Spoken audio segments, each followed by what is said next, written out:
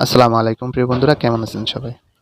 আজকে এই ভিডিওতে দেখাবো কিভাবে একটি Havit alarm clock Bluetooth speaker এটার ফুল রিভিউটি দেখাবো। অবশ্যই ভিডিওটি শেষ পর্যন্ত দেখবেন, তাহলে বুঝতে পারবেন।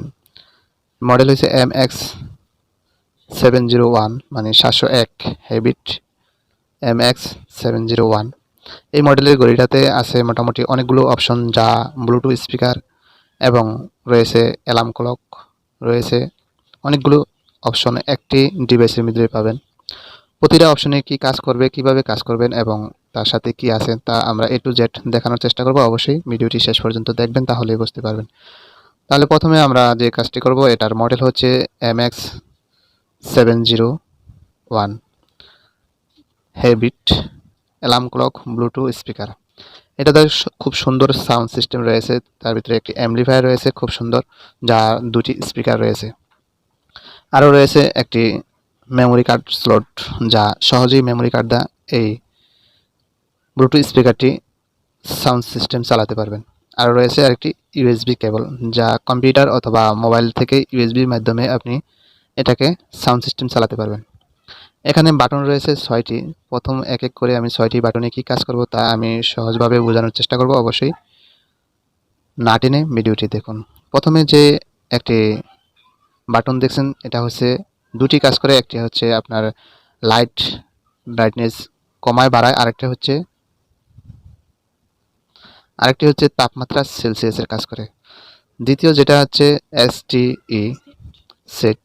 এই সেটটি কি কাজ করে, সেটা হচ্ছে টাইম সেটিং হতে আরও অন্যান্য কিছু কাজ আছে অ্যালার্ম সহ, সেগুলো কাজ করে। কিভাবে কাজ করে আমরা সহজে দেখা দিব। এটা হচ্ছে এম বাটন, মেনু বাটন যাকে বলে। আর এটা হচ্ছে মাইক্রোফোনের একটি ছিদ্র দেখা যায়। সহজভাবে এটাকে আমরা, যদি কোনো ব্লুটুথ কানেক্ট করা থাকে একটি মোবাইলের ভিতর, অথবা ইউএসবি পোর্ট করা থাকে মানে মোবাইলের, সেটা থেকে আপনি মাইক্রোফোনে সহজে কথা বলতে পারবেন। এটা আছে রিওন ফ্রড, মানে এদিকে মাইনাস, যদি সাউন্ড কমাতে বাড়াতে চান তাহলে এটা মাইনাস এবং এটা প্লাস সাউন্ড বাড়ানোর জন্য।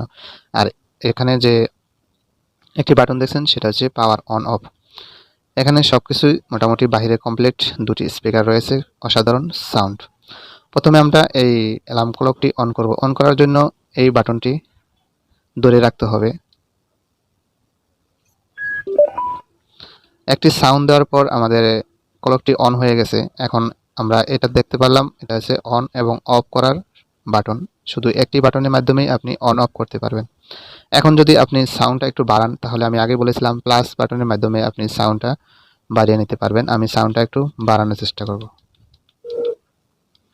সাউন্ড যখন শেষ হয়ে যাবে, 16তে আসবে, তখন কিন্তু একটি ডাক দিবে, অ্যালার্ম ডাক, যা বলবে সাউন্ড শেষ। এখন আমি যদি কমাতে চাই, তাহলে এই মাইনাস বাটন, এরর মাইনাস দিয়ে কমাতে পারবেন। সাউন্ডটি সর্বনিম্ন করে দিতে পারবেন 1, 0 করতে পারবেন। তাহলে 0 তো থাকা ঠিক না, এটা তো অবশ্যই একটি সাউন্ডের যেহেতু প্রয়োজন, তাই আমি মিডল করে দিলাম 10। এখন মাইক্রোফোন চালানো যাবে না, যেহেতু আমরা কোনো ডিভাইসের সাথে কন্ট্যাক্ট করিনি। এখন মেনু অপশনে কি আছে, এম বাটনে। এম বাটন যদি আপনি একবার চাপেন, তাহলে আপনি FM রেডিওর সাউন্ডটা পাচ্ছেন। অবশ্যই এটা হচ্ছে FM রেডিও। যদি FM বাজাতে চান, তাহলে একটি চাপ দিবেন। আর যদি অন্য অপশন, তার মানে এখন আমরা ইউএসবি পোর্ট দিয়ে আপনি কম্পিউটার বা ল্যাপটপ থেকে তার কানেকশন দিয়ে আপনি এখান থেকে চালাতে পারবেন ইউএসবি কেবলের মাধ্যমে। তারপর যদি আরেকবার আমরা দিই, তাহলে আসবে ব্লুটুথ। আমরা আরেকবার ক্লিক করব। এখন আমার বিটি লেখাটা আসছে। এই বিটি লেখাটার অর্থাৎ হচ্ছে ব্লুটুথ কানেক্ট। এখন আপনি যে কোনো একটি ডিভাইস থেকে যদি ব্লুটুথ মাধ্যমে চালাতে চান, তাহলে এটা চালাতে পারবেন। তারপর আমি নর্মাল মোডে যদি গেলাম, নর্মাল মোডের অর্থাৎ হচ্ছে ইউএসবি কেবলের মাধ্যমে যদি চালান, তাহলেই নর্মাল মোড থাকবে।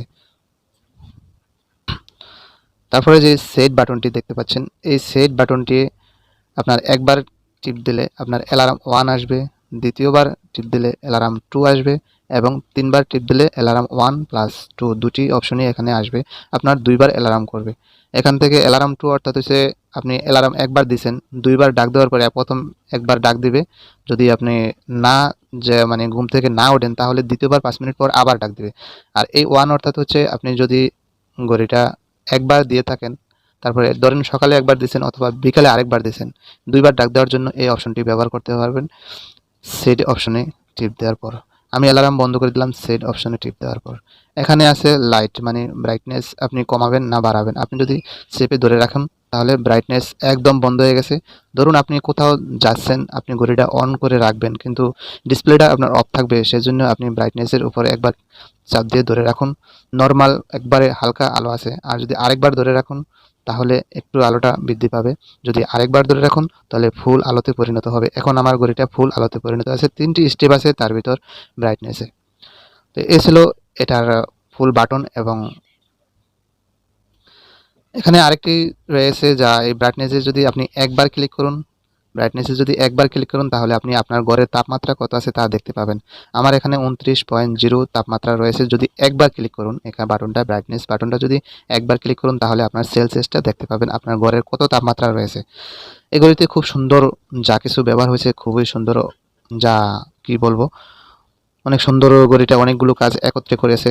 তারপরে এখানে সাউন্ড সিস্টেমটা আমরা একবার দেখব, সাউন্ড সিস্টেমটা কীরকম আছে। আমরা ব্লুটুথের মাধ্যমে এটার সাউন্ড সিস্টেমটা টেস্ট করব। তার আগে আমি যেই কথাগুলো বললাম, অবশ্যই যদি আপনার এই ঘড়িটার সেটিংস না করতে পারেন তাহলে এখান থেকে সেটিংস করার নিয়মটা, কোন বাটনে কী কাজ করছে আমি দেখিয়ে দিছি। এর পরের ভিডিওতে আমি দেখিয়ে দিব এটা টাইমটা কীভাবে সেটিংস করবেন। যদি আপনি ঘড়িটার টাইমটা নিয়ন্ত্রণে না যায়, এই ঘড়িটা অবশ্যই টাইমটা ঠিক থাকে না, টাইমটা পরিবর্তন হয়ে যায় অটোমেটিক্যালি যদি ঘড়িটা বন্ধ হয়ে যায়। বন্ধ হওয়ার পরে টাইমটা অবশ্যই সব ধরনের ঘড়িতেই চেঞ্জ হয়ে থাকে, এটাও অন্যান্য ঘড়ির মতোই চেঞ্জ হয়ে যায়। অতএব টাইমটা কীভাবে ঠিক করবেন আমাদের পরবর্তী ভিডিওটি দেখুন, তাহলেই বুঝতে পারবেন। আজকে এ পর্যন্তই। যদি ভিডিওটি ভালো লাগে অবশ্যই একটি লাইক দিবেন এবং অন্য বন্ধুদের দেখার জন্য শেয়ার করবেন। ধন্যবাদ ভিডিওটি শেষ পর্যন্ত দেখার জন্য।